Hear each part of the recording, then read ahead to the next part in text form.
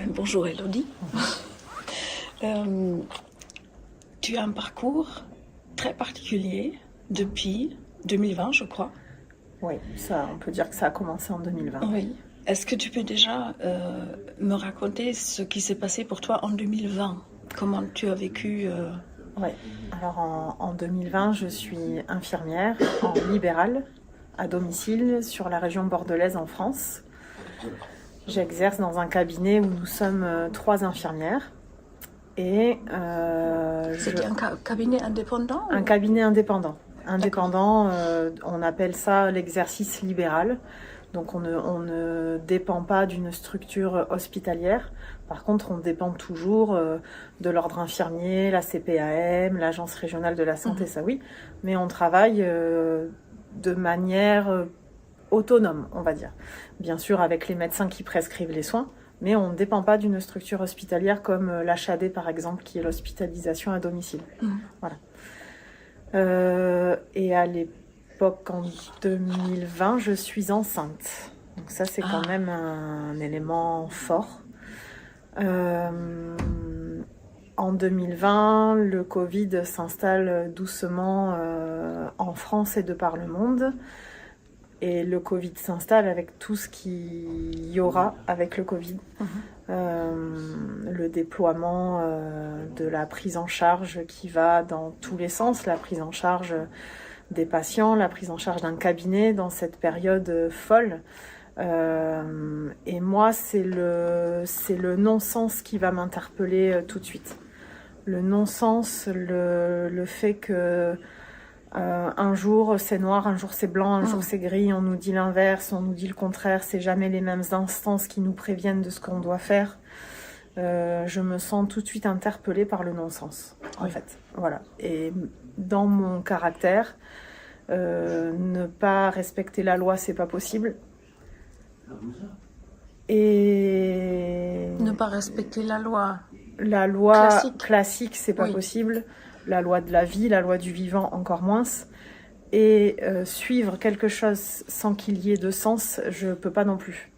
Donc je suis très très vite tiraillée, très rapidement, dès le mois de mars en fait. Mars 2020, c'est compliqué, très compliqué. Pas de repère du tout. Pas de repère du tout et de l'injustice très rapidement dans ce qu'on a à vivre nous en tant que personnes humaines et puis en tant que professionnels de santé. À l'époque, avant qu'il y ait le confinement, en France, il fallait qu'on choisisse quel était le patient à aller voir en fonction de l'état d'urgence de sa situation, l'état du... Comment dire ? Pas l'état d'urgence de sa situation, mais... Enfin, si. Il fallait choisir quel était le soin qui dépendait absolument d'une infirmière et quel était le soin qu'on pouvait permettre au patient de faire par lui-même. Ah oui. Ça a été très compliqué à gérer. Ah oui. J'imagine. Comment on fait pour dire toi tu te débrouilles et puis toi je vais venir te voir. Et c'était à toi de décider ça? C'était à nous de décider. Alors, on avait des directives, mais tu vois bien, les directives ne sont jamais... tu vois, il y a la théorie et la pratique. Oui. Hein, entre la théorie et la pratique, il y a tout un monde, surtout quand on s'occupe de la personne, de l'humain, du soin. Il fallait choisir. Ça, c'était... Non, déjà. On a essayé. Au début, t'essayes de te conformer. T'essayes de dire, bon, admettons, le gouvernement fait comme il peut. Il essaye de faire de son mieux, alors on va faire pareil. Oui.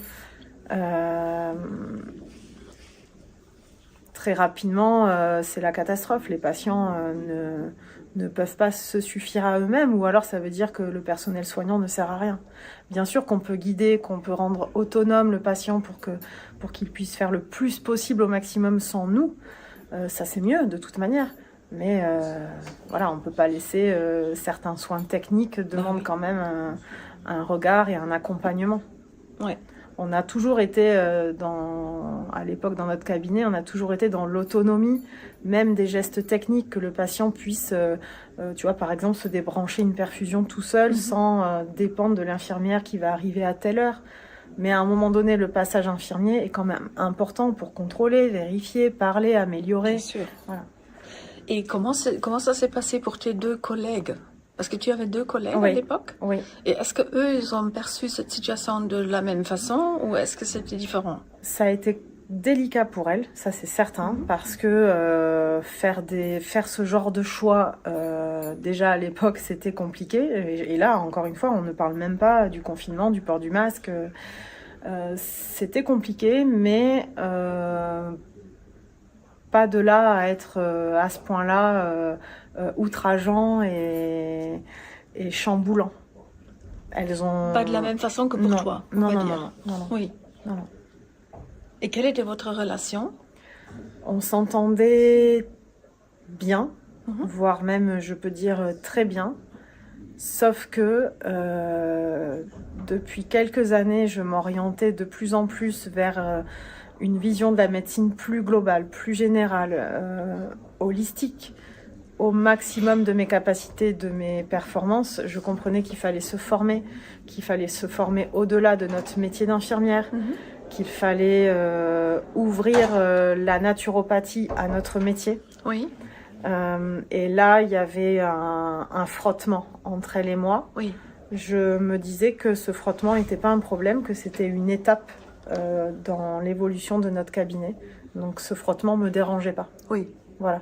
J'estime que dans toute relation, il y a des périodes de distance, il y a des périodes de tension. Ça n'empêche pas de traverser ensemble et d'aller voir ce qu'il y a après. Donc, oui. on faisait avec. Oui. Ça ne nous empêchait pas d'être performantes. Oui, d'accord. Jusqu'à ce que le Covid explose.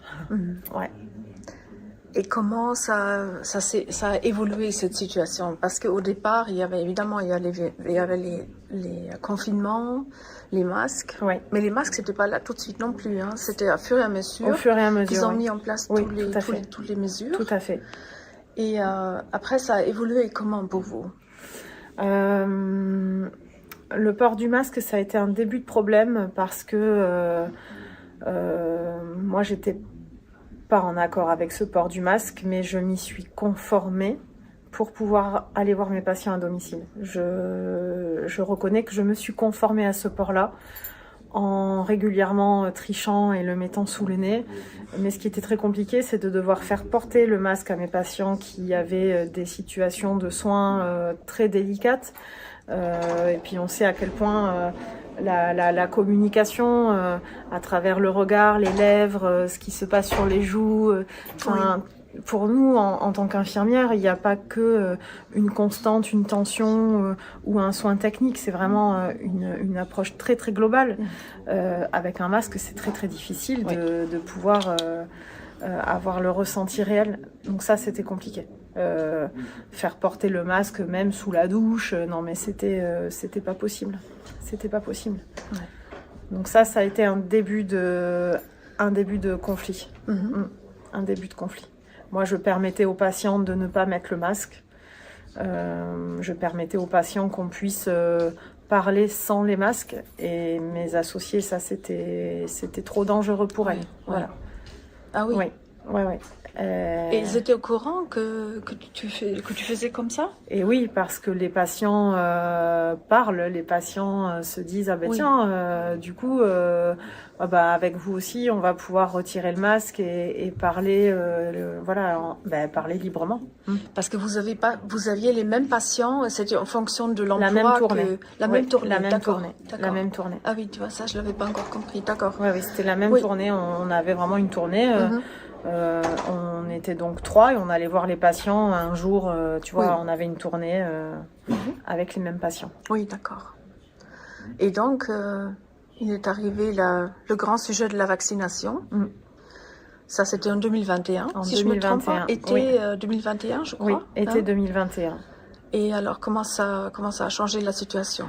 Alors déjà, avant que cette injection soit obligatoire et imposée, il y a eu l'injection proposée au départ. Et donc déjà là, il y a eu aussi un deuxième point de clivage et de début de rupture entre nous, parce que je leur dis à quel point, attention, vigilance, ce produit, on ne le connaît pas dans sa globalité, et le peu qu'on en connaît ne permet pas de dire que c'est un vaccin.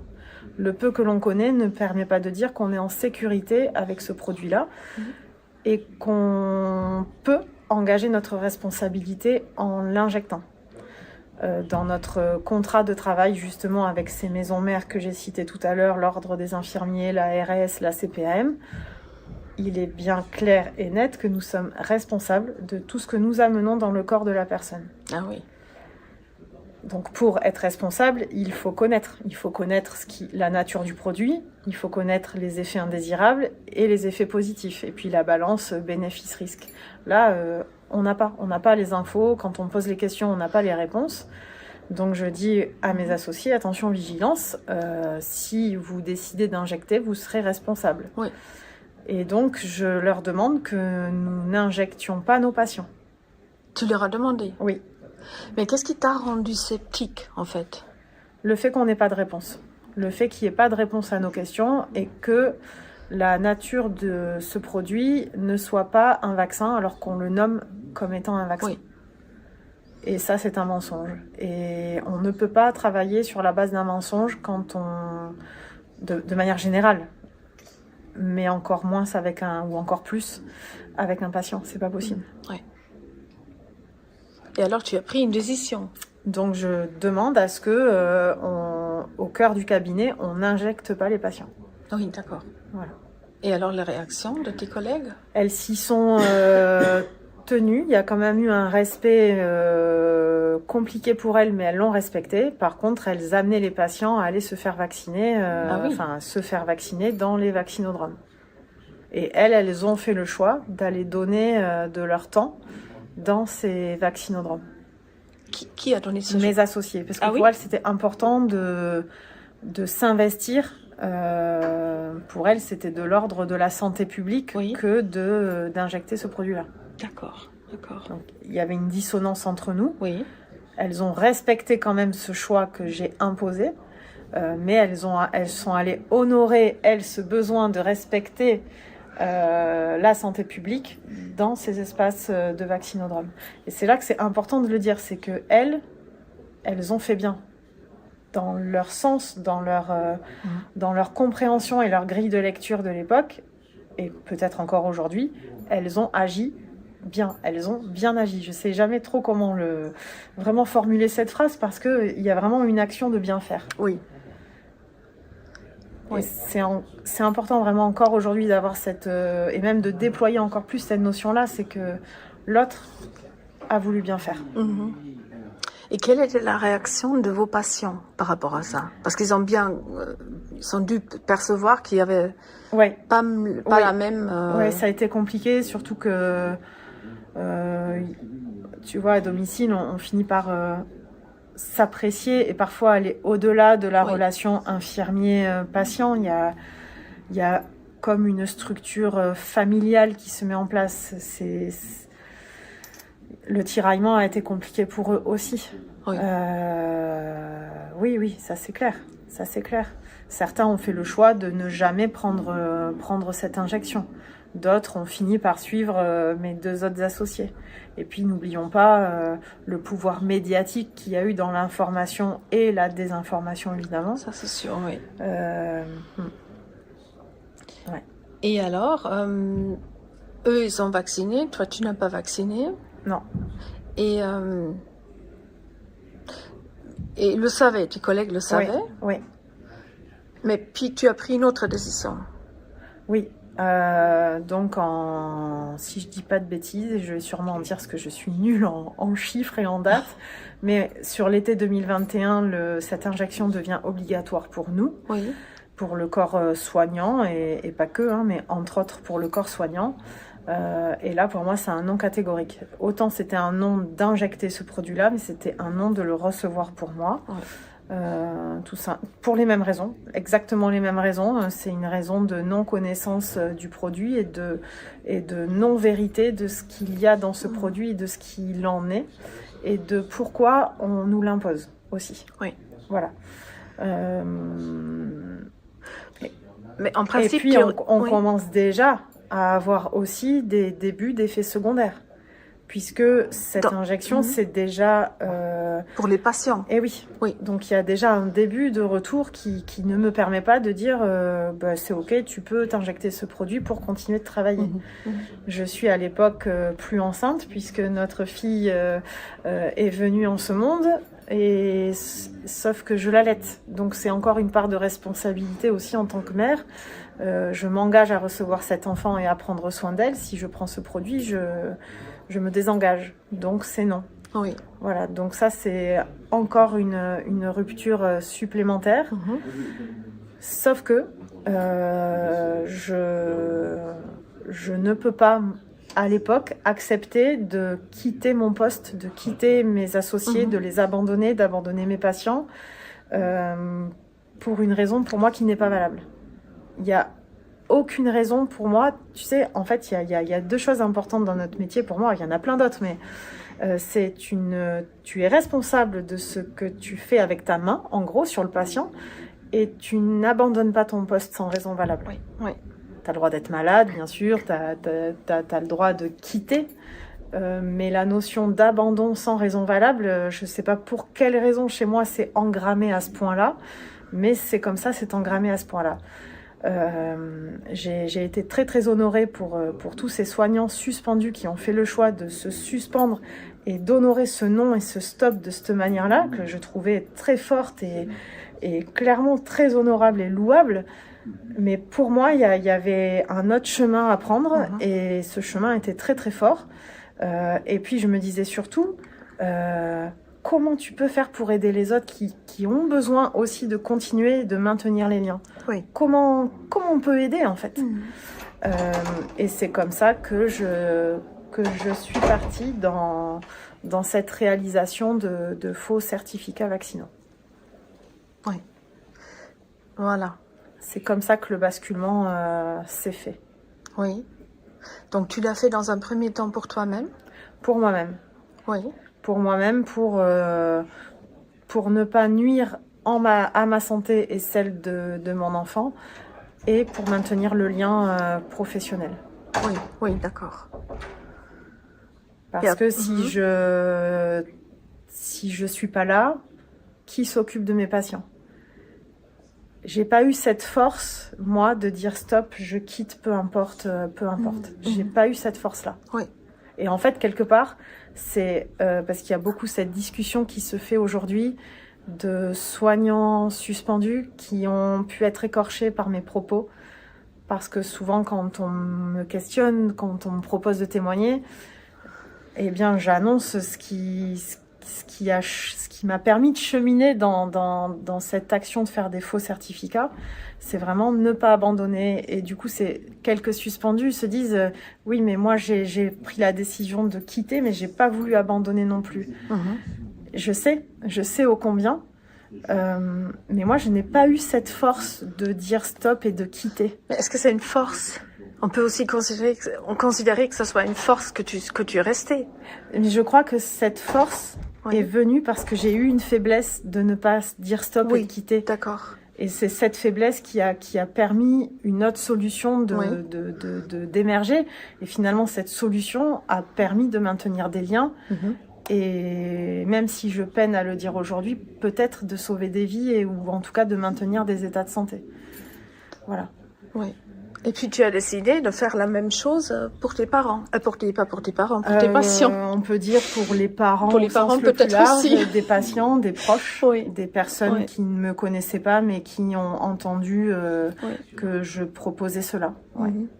Donc c'était pas une proposition à tout va, c'était une mise à disposition d'une aide pour aider son prochain. Et c'était reçu positivement par plein de patients, on va dire. Plein, je sais pas, mais par quelques-uns. Et donc c'était des patients qui étaient convaincus de ne pas vouloir être vaccinés, donc ça leur a proposé un moyen de faire comme si et de continuer leur vie.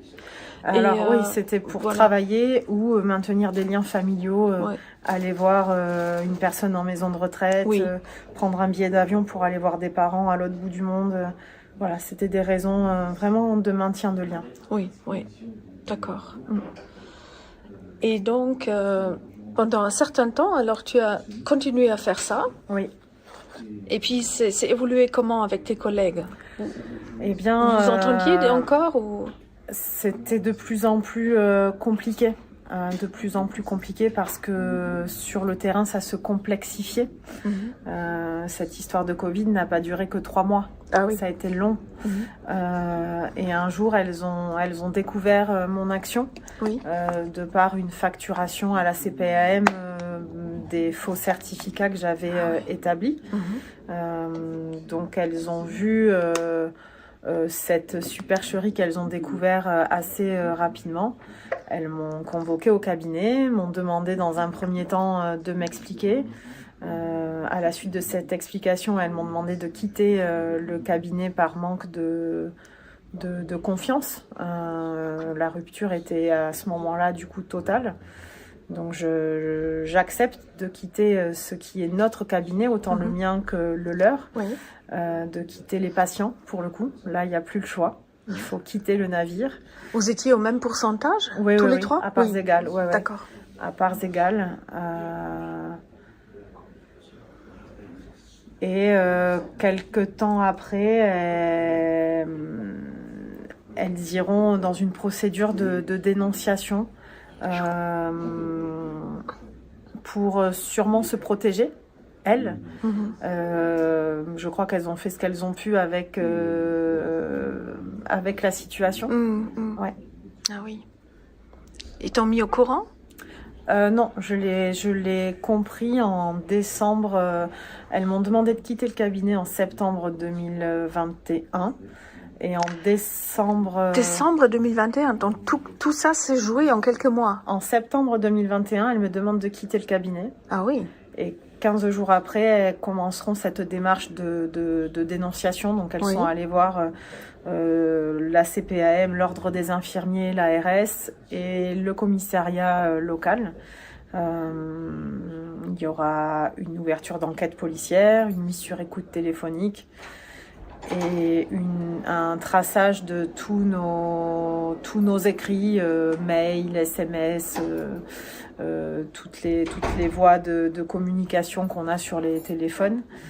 Et en février 2022, avec mon conjoint, on vivra une perquisition à domicile. Ah oui.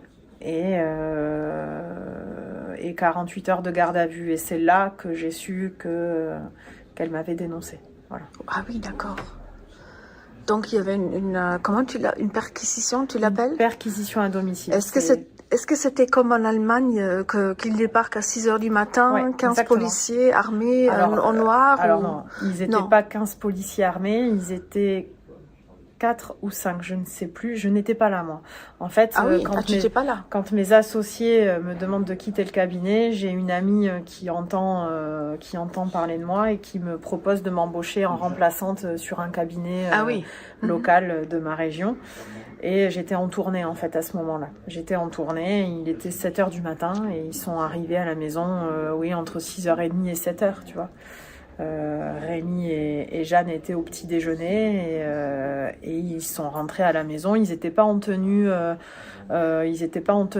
je vais y arriver, de policier. Ils étaient en tenue civile. Ah oui, d'accord. Ils étaient armés, ça c'est sûr, mais pas en tenue de policier. Ils sont sonnés, ils sont frappés ou ils sont... Après, il faut dire que c'était des enquêteurs, tu vois. Donc, c'était pas la police classique. Non, c'était des enquêteurs. Voilà. D'accord. Et donc ils sont... Mais comment elles t'ont pu amener en garde à vue si tu n'étais pas là alors? Eh bien, j'ai été convoquée. J'étais convoquée à y aller le jour même. On a réussi à repousser au lendemain. Et ça, c'était bien heureux parce que ça m'a permis de me préparer mentalement et physiquement. Oui. Et puis spirituellement aussi. Et le lendemain, donc c'était un mercredi. Ouais, c'était un mercredi et j'ai passé le jeudi et le vendredi en garde à vue. Il faut dire que pendant ce temps-là, tu allaitais encore. Oui, tout à fait. Ouais.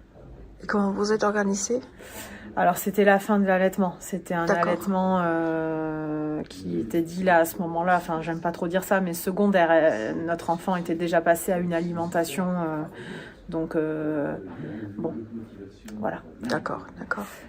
C'est une déchirure, mais on va dire que ça n'a pas été la déchirure. Comme ça aurait pu être un an avant. Oui. Non. D'accord. Et donc, ils t'ont gardé pendant 48 heures. Ouais. Et ça s'est passé comment? C'est très violent.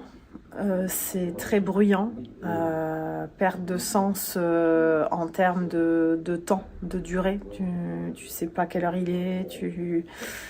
Parce que tu n'avais plus le droit de garder ton portable ou... Non, j'ai été dépossédée de tous mes biens personnels, sauf mes vêtements, mais ils m'ont quand même retiré mon soutien-gorge. Tu vois, pour une femme, c'est le retrait d'un soutien-gorge, c'est pas rien. Bah oui. Le retrait de ma croix et de ma Marie, qui pour moi sont un repère justement dans ce genre de moments. Je crois que ça a été une proposition de mise à nu et de trouver l'essentiel autrement, justement. Ça a été 48 heures qui ont été composées en 2 parties. Une première partie au commissariat qui s'est déroulée elle aussi en 2 parties, avec une partie d'interrogatoire et une partie en cellule menottée. Ah oui. Ouais. Menotté en cellule. Menotté, ouais. Il y a eu en cellule, enfermé en cellule avec des menottes. Oui, il y a eu un moment où j'ai gardé les menottes. Ouais. Ouf. Oui. Incroyable. Et d'accord. Et pourquoi ça? Parce qu'ils avaient peur. J'en sais rien. C'était en fait pour t'intimider. Je pense que c'est de l'intimidation, c'est de la pression. Il fallait probablement que je sois un exemple public et médiatique, probablement politique aussi. C'était médiatisé immédiatement? Non. Je suis juste passée dans le journal local. Oui. Tu vois, avec un article. Un article dans le journal, sur la une, voilà. Mais, ah oui, quand même. Ouais. D'accord. Mais pas plus loin non plus. Et après ces 48 heures, ils t'ont relâché ou comment? Alors, après cette première journée en commissariat, je suis partie une journée au tribunal, où là, j'ai été à nouveau mise en cellule. Donc, faut savoir qu'au début, je savais même pas où j'allais. Je suis trimballée dans ce que j'appelle les camions paniers à salade, parce qu'ils sont, ils ont c'est pas des vitres, en fait, c'est des plaques trouées. Et je sais pas pourquoi on dit panier à salade d'ailleurs, mais je sais pas d'où ça vient cette expression. Mais et je suis trimballée, je sais pas où je vais. Donc en fait, et tu ne tiens pas au courant? Ces camions paniers à salade, c'est un camion qui est fait de cases en fait, et donc tous les ceux qui sont en cellule et qui doivent aller au lieu où nous allions sont dans le camion. Donc on était plein à être menottés, tu vois, dans nos compartiments. Donc il y en avait d'autres? Il y avait d'autres personnes avec moi parce que sur le même moment où j'étais au commissariat, il y avait un réseau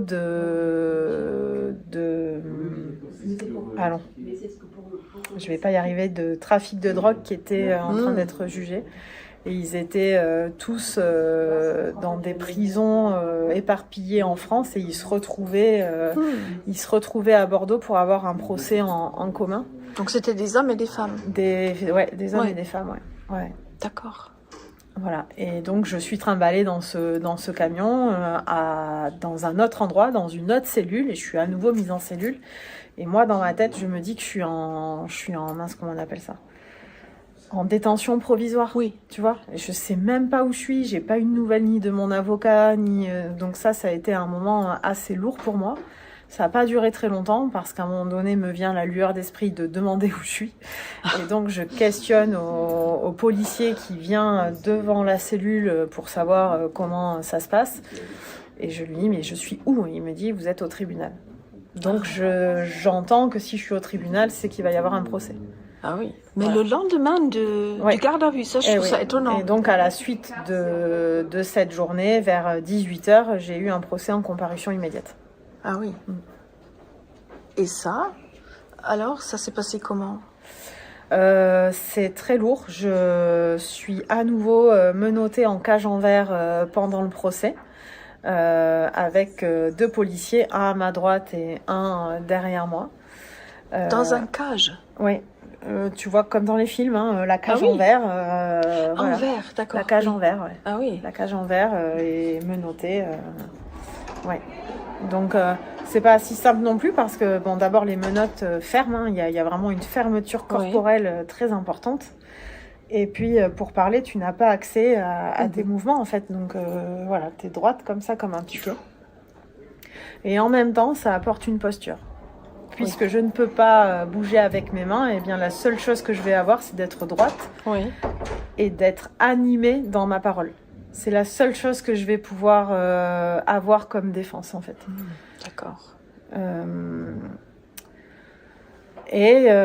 Pendant ce procès, il y aura 6 personnes devant moi, dont le juge, l'avocate de l'ARS, l'avocate de la CPAM et la procureure de la République qui sera là pour obtenir ce que l'État voulait à ce moment-là. Voilà. Mais toi, tu n'avais pas le droit d'avoir un avocat avec toi? Si, j'ai un avocat avec moi. J'ai un avocat avec moi qui passe quasiment les 48 heures de garde à vue à mes côtés. Alors pas pendant les temps où je suis en cellule, mais il aura passé, je pense, lui aussi 48 heures très intenses qui se souviendra, je pense, toute sa vie également. Oui, j'ai pu avoir un avocat et c'est d'ailleurs pour ça qu'on a essayé de faire repousser cette garde à vue au jour d'après. Voilà. Ah oui. Parce que jusque-là, j'avais pas d'avocat. C'est incroyable. Moi, ça m'étonne que tout ça, ça se joue en 48 heures. 48 heures.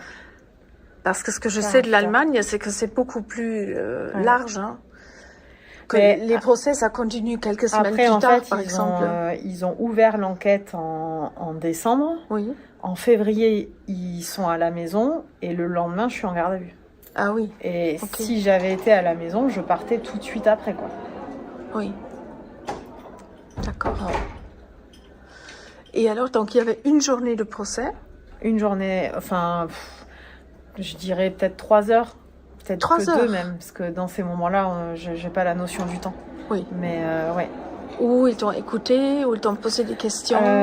En fait, ce qui a été, je pense, majeur dans la suite de mon histoire, c'est que, et dès le départ d'ailleurs, c'est que je n'ai pas fait ça pour l'argent ni pour la gloire. En fait, c'est vraiment une vraie animation remplie d'arguments qui m'a amenée à faire ces choix-là.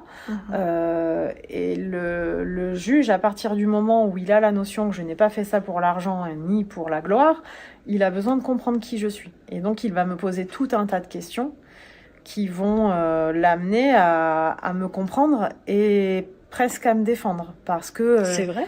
Parce que de la peine maximale, je reçois une peine qui me permet de rentrer à la maison. La procureure, en début d'audience, demande 7 ans de prison ferme. En début d'audience ? Oui. Ah oui. Lorsque c'est à son tour de parler, elle demande 7 ans de prison ferme, 750 000 € d'amende et une interdiction à vie d'approcher un patient. Avec quelle justification ? Tout simplement le fait d'avoir fait des faux papiers et d'avoir usurpé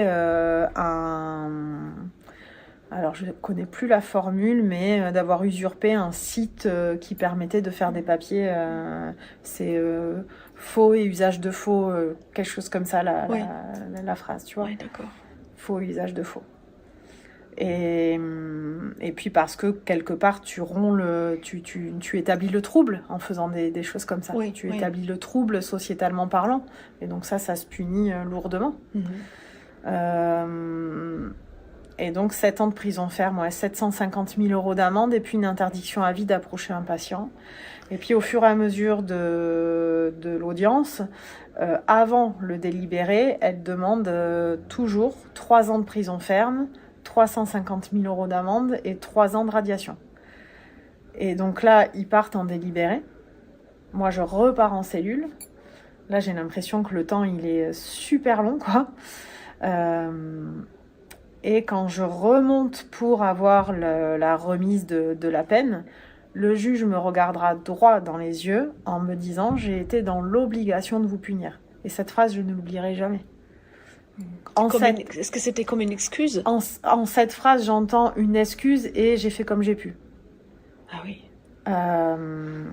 Et donc là, il me donnera la peine qu'il a posée et ça sera donc 4 mois de prison avec sursis, 1 000 € d'amende et 18 mois de mise à pied. Ah oui. Ce qui est un saut énorme, je trouve, quoi, vraiment.